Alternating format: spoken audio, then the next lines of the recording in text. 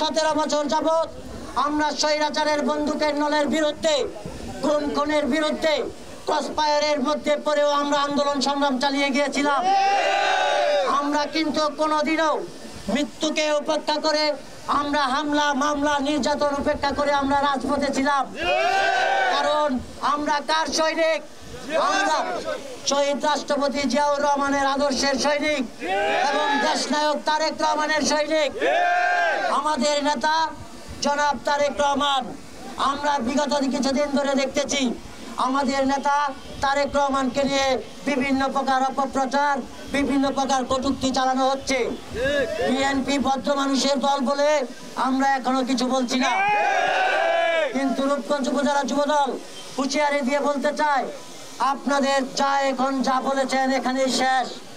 আর যদি কোনো প্রকার বিএনপির বিরুদ্ধে কোনো প্রকার অপপ্রচার চালানো হয়, আমাদের নেতা বাংলাদেশের প্রাণ জনাব তারেক রহমান বিরুদ্ধে কোনো প্রকার কটূক্তি করা হয়, তাহলে কিন্তু যুবদল ঘরে বসে থাকবে না।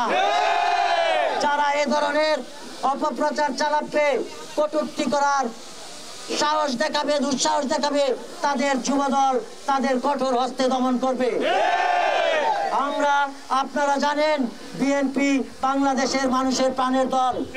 বিএনপি একটি সভ্য দল। বিএনপি কোনো অরাজকতা যায় না।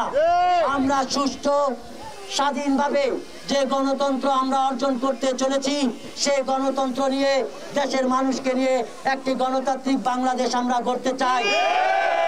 এর মধ্যে যদি স্বৈরাচারের দোসররা এবং তাদের হয়ে কেউ যদি কোনো প্রকার অপপ্রচার চালানোর অপচেষ্টা চালান, তাহলে কিন্তু আর ছাড় দেওয়া হবে না। তাই আমি বলবো, আমরা যারা রূপগঞ্জ উপজেলা যুবদলের নেতা কর্মীরা রয়েছি, আপনারা আপনাদের প্রত্যেকটি এলাকায় সর্বদা সজাগ থাকবেন।